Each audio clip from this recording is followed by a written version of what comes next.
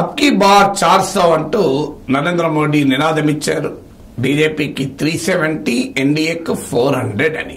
అయితే ఈ నినాదము కొద్దిగా మార్పు చేసుకుంటూ ఈ మధ్య కాలాన తనకు ఎందుకు 400 సీట్లు ఇవ్వాలి అని చెప్తున్నాడు. అంతకుముందు కేవలం నినాదమే ఇచ్చాడు. తనకు ఎందుకు 400 సీట్లు ఇవ్వాలని ఎక్కడ వివరాల్లోకి వెళ్లకుండా అబ్కి బార్ 400ను కాన్ఫిడెంట్ గా 400 సీట్లు ఎట్లాగూ గెలిచి తీరుతాం అనే నినాదం ఇచ్చారు. ఇప్పుడు కాస్త ధోరణి మారింది. 400 తనకు ఎందుకు ఇవ్వాలి అని వివరణ ఇచ్చుకుంటున్నాడు ప్రధానమంత్రి నరేంద్ర మోడీ. ఎందుకు ఈ మార్పు వచ్చింది? మీరు బీజేపీ ప్రచారాన్ని జాగ్రత్తగా గమనించండి. క్లియర్ గా ఎక్కడో ఒక చోట ఈ 400 నినాదం బెడిసి కొడుతోందన్న అనుమానం బీజేపీ వర్గాల్లో కూడా మొదలైనట్టు మీడియాలో కథనాలు వస్తున్నాయి. ఎందుకంటే గతంలో 2004తో పోల్చుకుంటున్నారు కూడా. అయితే 2004 నాటి రిజల్ట్ వస్తుంది అని నేనేమి స్పెక్యులేట్ చేయడం లేదు. స్టిల్ నా అంచనా ఆ స్థాయికి రాకపోవచ్చు పరిస్థితి. కానీ 2004 డిరెక్షన్ కనబడుతున్నట్టుగా బీజేపీ వర్గాల్లో ఆందోళన మొదలైంది. జాతీయ మీడియాలో కూడా కథనాలు వస్తున్నాయి. ఎందుకంటే అప్పుడు వాజ్పేయి నాయకత్వంలో షైనింగ్ ఇండియా అని ఒక పెద్ద క్యాంపెయిన్ బీజేపీ నడిపింది. కానీ బీజేపీ షైన్ కాలే, బీజేపీ దెబ్బతిన్నది. అప్పుడు ప్రతిపక్షాలు ఇప్పుడున్నంత ఐక్యం కూడా లేవు. అప్పుడున్న యూపీఏతో పోలిస్తే ఇప్పుడు ఇండియా కూటమి చాలా విస్తృతమైంది, పెద్దది. అప్పుడు కూడా ప్రధానమంత్రి ఎవరు వాజ్పేయికి పోటీగా అంటే ఆన్సర్ లేదు. ఎందుకంటే వాజ్పేయి చాలా జనాకర్షణ కలిగిన నాయకుడు.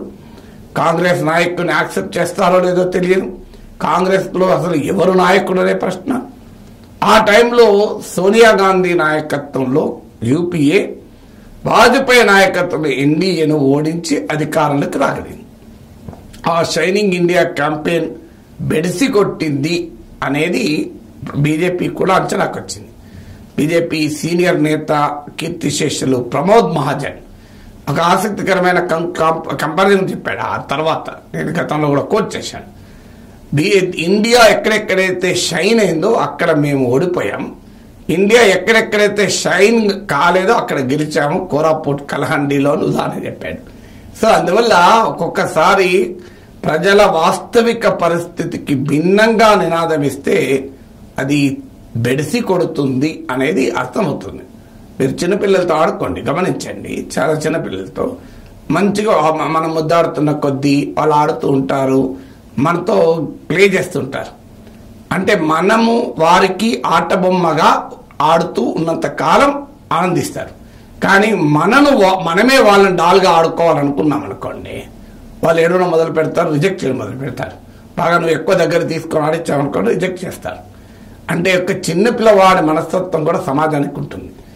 సో చిన్నపిల్లవాళ్ళకు నీవు డాల్ అయినప్పుడు వాడు నీతో ఆడుకుంటారు, అమ్మాయి అయినా అబ్బాయి అయినా. వాళ్ళని నువ్వు డాల్ చేసుకోవాలనుకుంటే వాళ్ళు తిరగబడతారు. అదే ఇప్పుడు ప్రజలకు కూడా వర్తిస్తుంది. ప్రజల్ని ఆట బొమ్మలుగా మార్చాలి అనుకుంటే ప్రజలు తిరగబడతారు. సో ప్రజలకు నీవు అనుకువగా ఉంటే ప్రజలు ఆహ్వానిస్తారు. అందువల్ల షైనింగ్ ఇండియా క్యాంపెయిన్ రివర్స్ కొట్టింది అన్న అనుమానం ఆ రోజు విశ్లేషణ వచ్చింది, ఈ రోజు అనుమానంగా మారింది. అందుకే 400 నినాదం బెడిసి కొడుతుందా? ఎందుకు బెడిసి కొడుతుంది? దీనికి కారణం ఒకటి, నరేంద్ర మోడీ పట్ల ప్రజల్లో సానుకూలత ఉంది. ఇప్పటికీ ఈ still the most popular leader in India. 10 ఏళ్ల తర్వాత కూడా ఒక ప్రధానమంత్రికి ఇంతటి పాపులారిటీ రేటింగ్ ఉండడం చాలా గొప్ప విషయం. కాస్తంత 1-2% తగ్గినా స్టిల్ అన్క్వశ్చన్ లీడర్. మీరు సిఎస్డిఎస్ లోక్నీతి స్టడీ ప్రకారం కూడా నాకు గుర్తున్నంత వరకు 48% అనుకుంటాను. ఒక 20% గ్యాప్ ఉంది రాహుల్ గాంధీకి నెక్స్ట్ పొజిషన్. రాహుల్ ఇమేజ్ పెరిగిన మాట నిజం, మోడీది కాస్త తగ్గిన మాట నిజం. కానీ స్టిల్ గ్యాప్ మాత్రం చాలా ఎక్కువగా ఉంది. కానీ అలాంటి నరేంద్ర మోడీ పట్ల ఉన్న సానుకూలత స్థానిక బీజేపీ నేతలపైన లేదు, సిట్టింగ్ ఎంపీలపైన లేదు, బీజేపీ అభ్యర్థులపైన లేదు. సో అందుకే మీకు మోడీ పేరు చెప్పుకుంటున్నారు. ఈవెన్ తెలంగాణలో సిట్టింగ్ ఎంపీలు సైతం మోడీ పేరు చెప్పుకుంటున్నారు. మోడీని చూసి మాకు ఓటేయండి అంటున్నారు. పెద్ద పెద్ద నాయకులు తెలంగాణలో కూడా మోడీ పేరు చెప్పుకొని ఓట్లాడుతున్నారు తప్ప వాల్యూ అడిషన్ తమదేం లేదు. ఇది ఒక ప్రధాన ఇష్యూగా మారుతోంది. ఎందుకంటే ఎప్పుడైతే 400 వస్తాయి అనే సంకేతాన్ని మోడీ ఇచ్చాడో బీజేపీ ఓటర్లో ఒక ప్రశ్న వదిలేస్తాను. ఎలాగో మోడీ వస్తున్నాడుగా, మాకు మోడీ మీద అభిమానం, మోడీ ఎలా గెలుస్తాడు, కానీ మా ఎంపీ సంగతి తేల్చి చూపెడతాం. ఇక్కడ మాత్రం బీజేపీ అభ్యర్థులు ఓడిద్దాం, ఈ ఎంపీని ఓడిద్దాం, వీళ్ళ బుద్ధి వస్తుంది. వీళ్ళను ఓడించడం వల్ల మోడీకి ఏం నష్టం కాదు, మోడీ ఎలాగో 400 తెచ్చుకుంటాడు కదా అనే భావన పెరుగుతోంది. ఇది బీజేపీకి ఆందోళన కలిగిస్తోంది. అందువల్ల ఇటీవల తెలంగాణ ఎన్నికల గురించి అన్నారు, కేసీఆర్ అన్నట్టు గుర్తు మీ పార్టీ నాయకులతో ఎమ్మెల్యేలను ఓడిస్తున్నారు అనుకున్నారు ప్రజలు, కానీ దానివల్ల కేసీఆర్ను ఓడిస్తున్నారు అనుకోలేదు అని. సో అందువల్ల ఎప్పుడైతే మోడీకి 400 వస్తాయి ఎలాగో అనుకున్నారో, మోడీ అభిమానుల్లో మోడీ అయితే ప్రైమ్ మినిస్టర్ అవుతున్నాడు కానీ ఈ ఎంపీకి బుద్ధి చెప్పాలి, ఈ లోకల్ బీజేపీ లీడర్ బుద్ధి చెప్పాలి అనే ట్రెండ్ పెరుగుతోంది. ఇది 400 అన్నది లాభం కన్నా నష్టంగా మారిపోతుంది. రెండవ సమస్య ఏమవుతుంది అంటే, భారతీయ జనతా పార్టీ 400 వస్తే మోడీకి రాజ్యాంగాన్ని మారుస్తారు అనేటువంటి నరేటివ్ను అపోజిషన్ జనంలోకి తీసుకెళ్ళింది. అందులో మరీ ముఖ్యంగా రిజర్వేషన్లు లేకుండా చేస్తారు. ఎందుకంటే ఆర్ఎస్ఎస్, బీజేపీ ఒకప్పుడు బ్రాహ్మణ్ బనియా ఇన్ఫ్లుయెన్స్ ఉండేది, బ్రాహ్మణ్ బనియా పార్టీగానే కనబడేది. కానీ కాలక్రమేణా బీజేపీ చాలా మార్పు చెందింది, చాలా ఇంక్లూజివ్ హిందుత్వ ఆర్ఎస్ఎస్ అందుకుంది. BJP no longer a Brahman Bania party, కానీ స్టిల్ హిందుత్వ పాలిటిక్స్ లో ఆ అగ్రకుల ఆధిపత్యము బీజేపీలో ఉంటుంది అన్న భావన ప్రజలు కూడా కనెక్ట్ అవుతున్నారు. అందువల్ల ఒక్కసారి బీజేపీ, అది ఈవెన్ ఆర్ఎస్ఎస్ నాయకులు రిజర్వేషన్లపై ఇచ్చిన ఇంటర్వ్యూలు గతంలో వివాదాస్పదమైన సందర్భం కూడా మనకు తెలుసు. అందువల్ల బీజేపీ ఐడియాలజికల్ గా రిజర్వేషన్లకు వ్యతిరేకము అనే అంశం సమాజంలో బలంగా ఉంది. మేము స్టూడెంట్ గా ఉన్నప్పుడు కూడా రిజర్వేషన్ వ్యతిరేక ఉద్యమం వచ్చినప్పుడు చాలా క్లియర్ గా ఆర్ఎస్ఎస్ అనుకూలంగా ఉండే విద్యార్థులు రిజర్వేషన్ వ్యతిరేక ఆందోళనలో ఉన్నారు. సో అందువల్ల అపోజిషన్ నరేటివ్ బలంగా జనంలోకి వెళ్తుంది. అంటే మోడీకి 400 వస్తే రాజ్యాంగాన్ని మారుస్తాడు. అనంత్ హెగ్డే బహిరంగానే చెప్పాడు, సెక్యులర్ అన్న పదం లేకుండా చేస్తాడు, సోషలిస్ట్ అన్న పదం లేకుండా చేస్తాడు, రాష్ట్రాల హక్కులను దెబ్బతీస్తాడు. వీటన్నిటికన్నా ఎక్కువ రిజర్వేషన్లు అనేది బాగా జనంలోకి వెళ్ళింది. ఈ 400 వస్తే రిజర్వేషన్లు ఉండవు అనే భావన ముందుకొస్తుంది. ఎప్పుడైనా మీరు గుర్తుంచుకోండి, మండల్ వస్తే కమండల్ వెనక్కిపోతుంది. అందుకే Mandal Kamandal directly inversely proportional.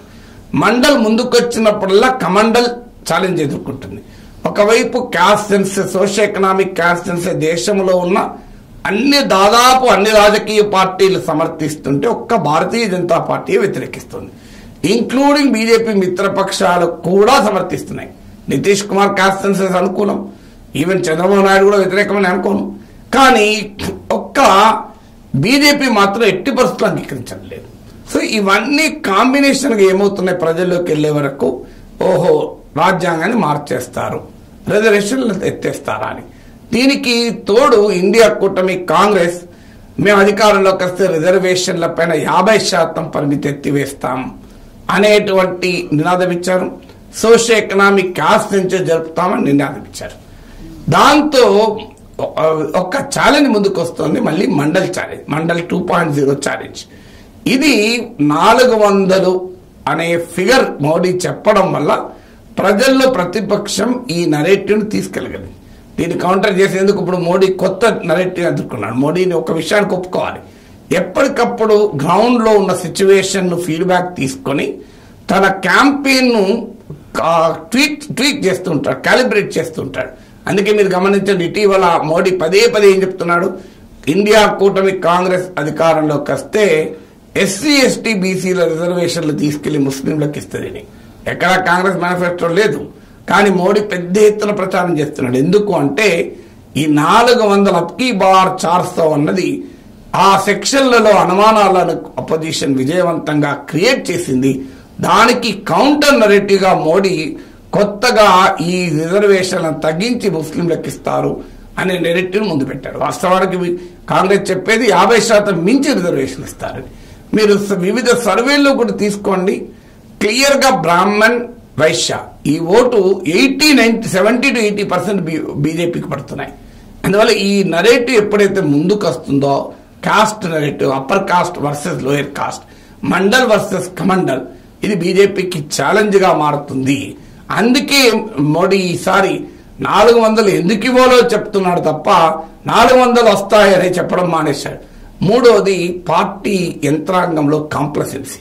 ఇప్పటికే దేశవ్యాప్తంగా 25% క్యాండిడేట్స్ ఇతరులు బయటి పార్టీ నుంచి వచ్చిన వాళ్ళు టికెట్ ఇచ్చారు. తెలంగాణ, ఆంధ్ర లాంటి రాష్ట్రాలు అయితే అది 90% దాకా ఉంది. దీనివల్ల బీజేపీ, ఆర్ఎస్ఎస్ ఒరిజినల్ క్యాడర్లో తీవ్రమైన అసంతృప్తి ఉంది. అఫ్కోర్స్ తిరిగి మా మోడీని గెలిపించడానికి, హిందుత్వ పార్టీని గెలిపించడానికి పనిచేయచ్చు వాళ్ళు. కానీ ఒక బూత్ లో పనిచేసే కార్యకర్త ఉత్సాహం ఉంటే 10 మంది ఓటర్లను తీసుకొస్తాడు, ఉత్సాహం లేకపోతే 7 తీసుకురాగలడు, కాముగా ఏముండడు. కానీ ఆ 3 తేడా వస్తుంది కదా. అందువల్ల ఈ 400 అనేది నినాదం ఒకవైపు 25% అవుట్ సైడర్లకు ఇచ్చారు.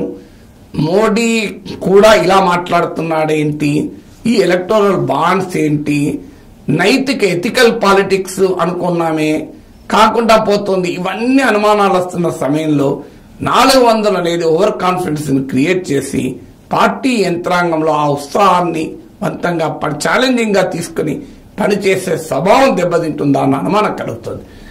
దీనికి అన్ని ఉదాహరణ మీకు ఫస్ట్ 2 phases లో కూడా ఇంక్లూడింగ్ మధ్యప్రదేశ్ లాంటి స్టేట్ లో కూడా ఓటింగ్ గణనీయంగా తగ్గింది. ఎందుకు మరి ఓటింగ్ తగ్గుతుంది? మోడీని మళ్ళీ 3వసారి అప్కీ బార్ 400 అనేటువంటి ఉత్సాహమే మోడీ జనములు బీజేపీ ఫాలోయింగ్ లో ఉంటే అసలు వారు పెద్ద ఎత్తున ఓటింగ్ జనం రావాలి కదా. ఓటింగ్ జనం వస్తలేరంటే అర్థం ఏంటి? There is no Modi wave. Of course Modi కలిసి వస్తున్న అంశం, there is no anti Modi wave also. కానీ ఆ ఉత్సాహం కనిపించకపోవడం కూడా ఇందుకు దానం.